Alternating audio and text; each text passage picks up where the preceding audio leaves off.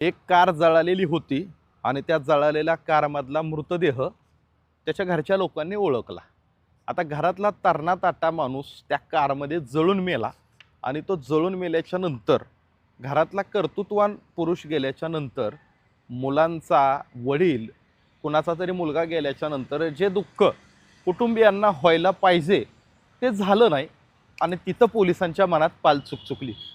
तिथं पोलिसांच्या लक्षात असं आलं की एकतर ह्याच्यात काहीतरी गडबड आहे, मेलेला व्यक्ती काहीतरी उपद्रवी दिसतोय किंवा त्यानं इतर कोणाचा तरी काटा काढलाय.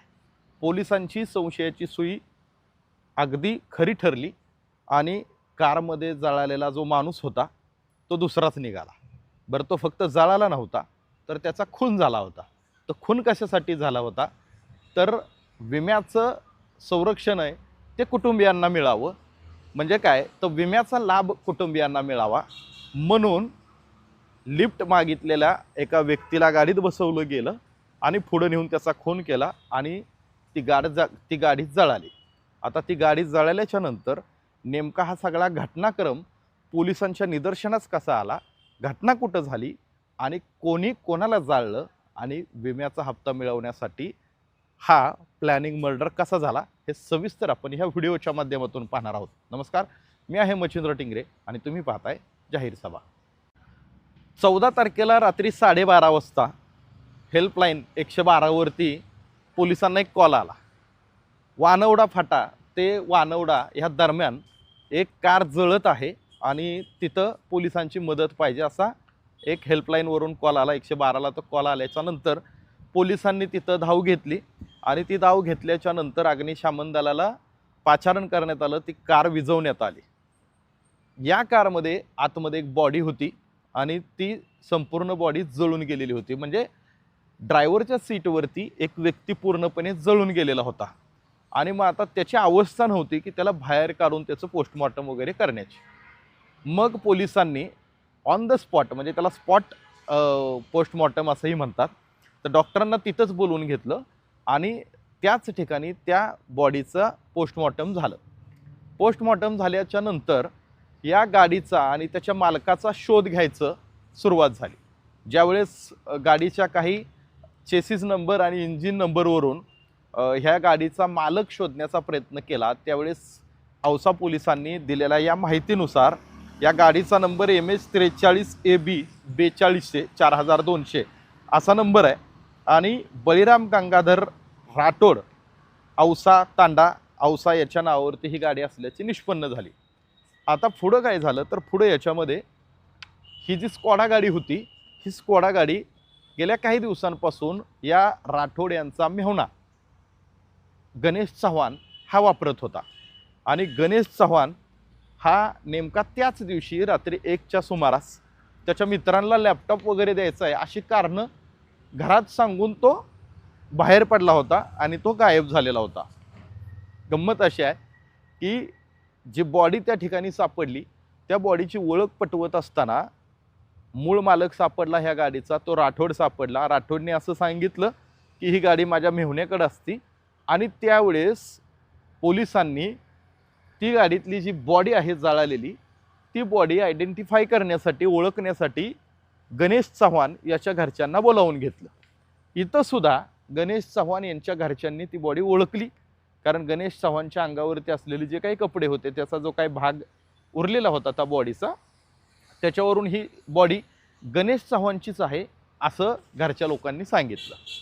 त्याच्यानंतर मात्र पोलिसांची सुई जी आहे संशयाची ती थोडीशी वाढत होती, कारण गणेश चव्हाणच्या कुटुंबियांची जी बॉडी लँग्वेज आहे ती, म्हणजे घरातला माणूस गेल्यानंतर जे दुःख असायला पाहिजे ते नव्हतं. दुसऱ्या बाजूला असं की ही गाडी जळालेली होती, मात्र त्याच्यातल्या काडेपेटीच्या ज्या काही काड्या आहेत त्या काड्या गाडीमधल्या काही ठिकाणी विस्कटलेल्या होत्या, पडलेल्या होत्या. ती एक संशय पोलिसांना वाढला की ही गाडी, म्हणजे गाडीत काहीतरी बिघाड झालाय म्हणून ती पेटलेली नाही तर गाडी पेटवण्यात आली आहे. मग गाडी पेटवण्यात आली आहे याचा संशय वाढत असतानाच गाडीच्या शेजारी एक दारूची बाटली देखील पडलेली होती. मग आता याच्यातला गणेश चव्हाण आहे की नाही याचा शोध पोलिसांनी घ्यायला सुरुवात केली. मग गणेश चव्हाण याचा मोबाईल चालू आहे का नाही हे बघितलं तर गणेश चव्हाण याच्याकडे असलेला एक मोबाईल हा चालू असल्याचं पोलिसांच्या लक्षात आलं. सगळ्यात महत्त्वाचं, ही घटना घडली होती रात्री 12:30च्या दरम्यान.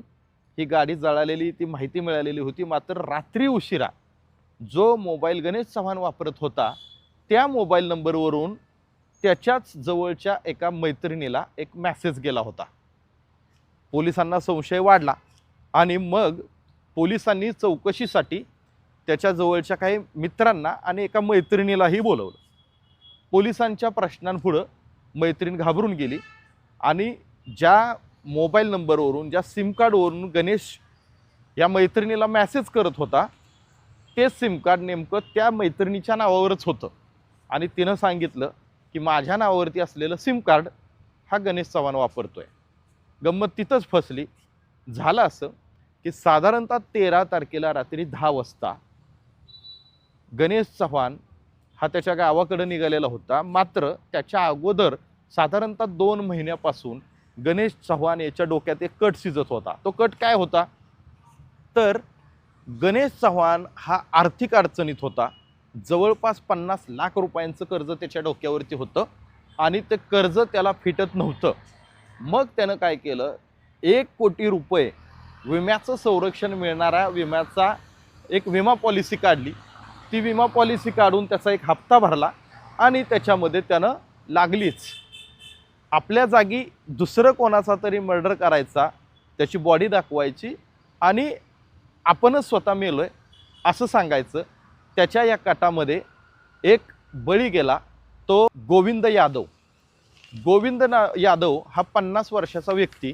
तो 13 तारखेला रात्री 10 वाजता गोविंद यादव हे दारू पिलेल्या अवस्थेत होते आणि त्यांना गावाकडे जायचं होतं. त्यामुळे ते प्रत्येक गाडीला हात करत होते. हात करत असलेला माणूस दारू पिलेला आहे हे ज्यावेळेस गणेश चव्हाणला कळालं त्यावेळेस गणेश चव्हाणच्या डोक्यात जो कट शिजत होता त्याला अंतिम स्वरूप द्यावं असं त्याला वाटलं. मग त्यानं हा जो यादव नावाचा माणूस आहे, गोविंद यादव नावाचा जो माणूस आहे, या माणसाला लिफ्ट दिलं, त्याला गाडीमध्ये बसवलं. एवढंच नाही तर पुढं नेऊन त्याला ढाब्यावरती जेवायला घातलं. चिकन त्याला खाऊ घातलं. चिकन खाऊ घातल्याच्या नंतर दारूही पाजली आणि दारू पाजून त्याला शेजारच्या सीटवर बसवलं. अजून त्याला काय खायचं आहे का विचारलं. ज्यावेळेस हा जो यादव आहे गोविंद यादव यानं पूर्णपणे दारू पिल्याच्या नंतरनं, तो पूर्ण नशेत गेल्याच्या नंतरनं हा जो गणेश चव्हाण आहे यानं त्या यादवला स्वतःच्या सीटवर बसवलं, म्हणजे ड्रायव्हर सीटवर बसवलं, त्याला सीट बेल्ट लावला आणि स्वतःच ही गाडी पेटवून दिली.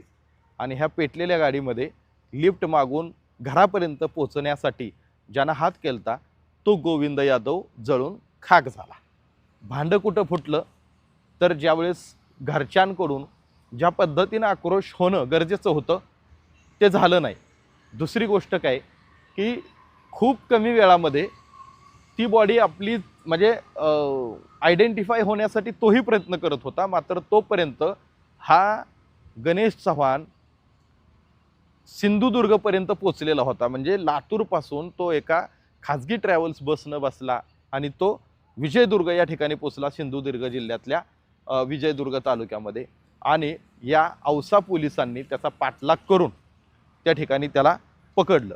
सगळ्यात महत्त्वाचं काय की आपण नेहमी सिनेमामध्ये काही डायलॉग ऐकत असतो की कानून के हात लंबे होते हैं. आणि अशाच प्रकारे या औसा पोलीस स्टेशनचे जे पोलीस निरीक्षक आहेत रेवणनाथ ढमाळे, हे जे पोलीस निरीक्षक आहेत हे रेवणनाथ ढमाळे आता सध्या या गुन्ह्याचा तपास करत आहेत.